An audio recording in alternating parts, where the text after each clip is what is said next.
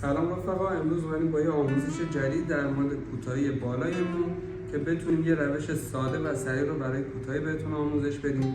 در این متد ما اومدیم متد لیرینگ امروزی رو با مدل‌های قدیمی که خودمون به صورت لایه الگو گرفتیم یکی کردیم. بریم که ادامه ویدیو رو ببینیم. لایک و سیو یادتون نره، واسه دوستاتون هم بفرستید. اول از همه مثل متد لیرینگ میایم قسمت راست و چپ مومون رو از قسمت میانی یا اصطلاحاً گایدلاینمون جدا می‌کنیم.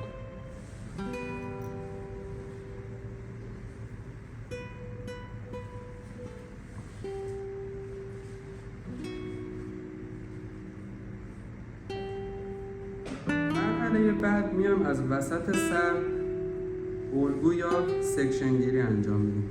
شما الگوهایی که میگیرید و میتونید به صورت دایره، مثلث یا مربعی که هستش قرار بدیم. ما میخوایم به روش مثلث کوتاهی رو انجام بدیم.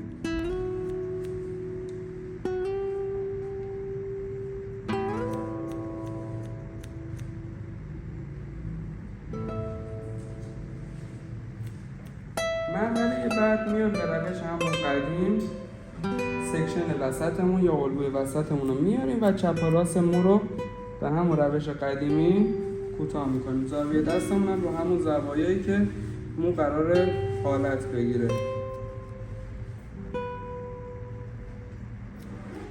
امیدوارم که ابروی سمت چپ و قسمت چپ مو رو کوتاه.